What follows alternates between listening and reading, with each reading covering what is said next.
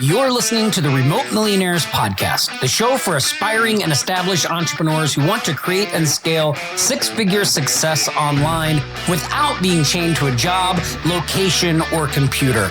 I'm your host, Tom Gaddis. Let's dive in.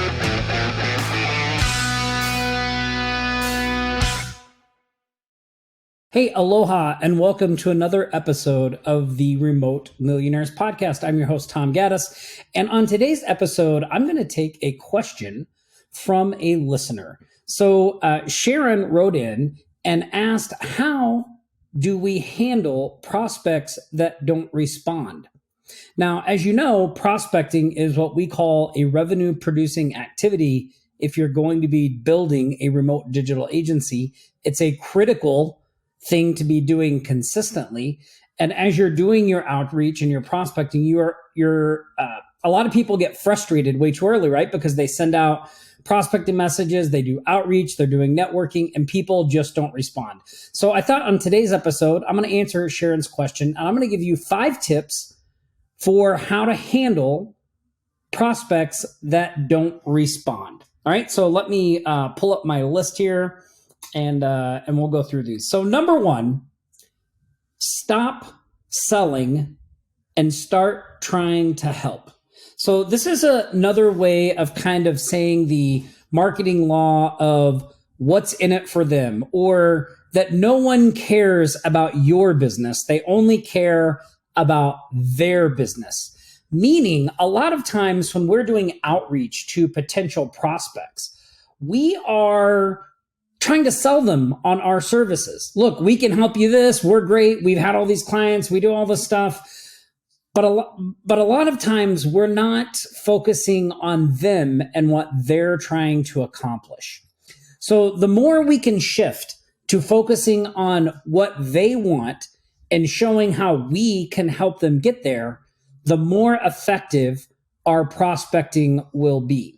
So a lot of times if you're sending out messages or you're doing prospecting and you're just not getting responses, this is the first thing I would look at. Well, what do my messages sound like? Am I just selling, or am I really trying to help?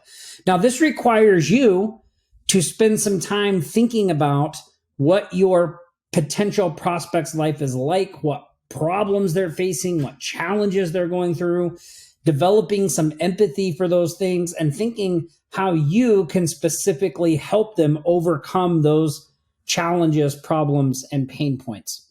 So first step, really look at your marketing messages and be honest with yourself. Are you just trying to sell, or are you trying to help? That can be a big shift in whether people respond or not. Number 2, use multiple outreach methods.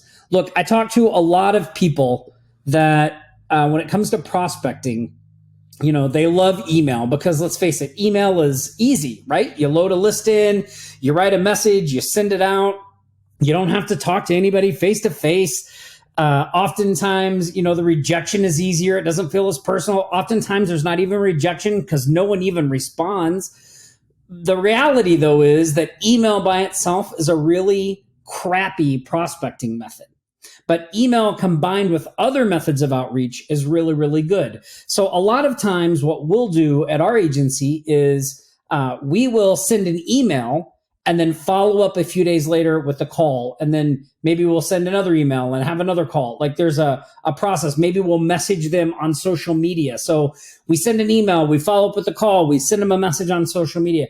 Maybe we send a letter. So maybe we go to a networking event where we know this potential prospect will be.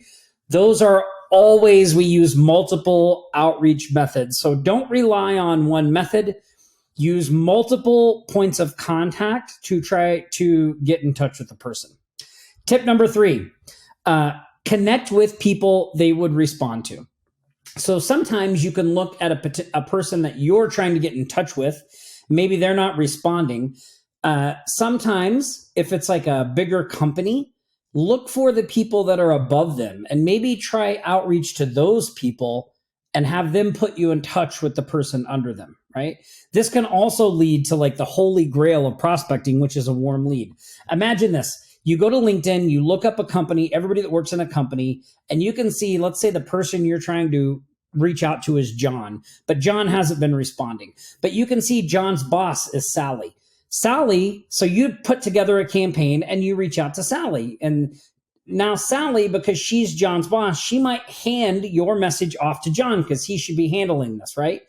Go speak to John. Then you can go to John and say, hey, John, Sally sent me your way. That's his boss. Like, he's going to pay attention and respond to what you're doing.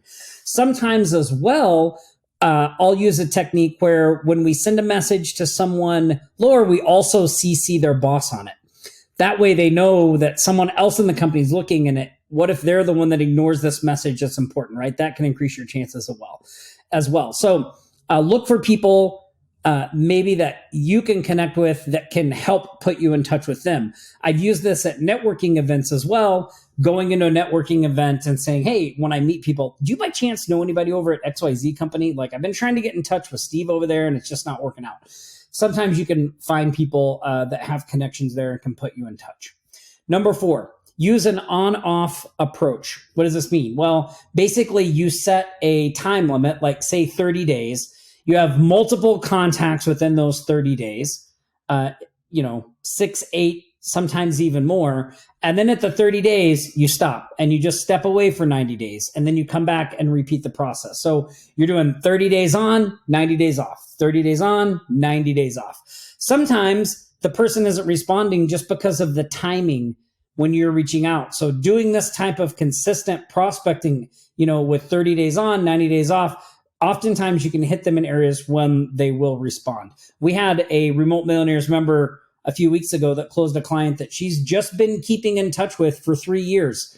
For 3 years, she's messaged the person periodically to check in on them, to see if they need anything. No. But finally, she sold a multi-$1,000 deal to this person for a website. So don't give up, persevere, be persistent. Number 5, close their file. So look, sometimes you're just reaching out and you decide, hey, look, I'm not going to pursue this person anymore. So I always like to give it one more final try to see if I can get them to respond. And usually what I'll do is send them a message or call them and say, hey, if I get their voicemail, I've been trying to reach out to you for the past few months. You haven't been responding. I'm guessing you're either not interested or you've just been too busy. But can you do me a favor? I just want to close your file so we don't have to keep doing this over and over again. If it's no, that's great. I'm cool with that. Can you just respond, call me back, shoot me an email, shoot me a text, here's my number, anything. Just tell me it's a no so I can close your file and move on. Or if you're interested, shoot me back with instructions, when's a good time to get in touch with you. So that technique can work as well. So Sharon, look, there's 5 tips to handle prospects that don't respond. I hope it helps you in your efforts, and I hope it maybe inspires you to get out there and take some action. Look, gone are the days where you're just going to send out an email or a couple of messages and close a deal. Sometimes you luck into that stuff, but for the most part, the amount of deals you close is going to depend on the amount of following up you're doing and the consistency with which you're doing the revenue producing activity of prospecting.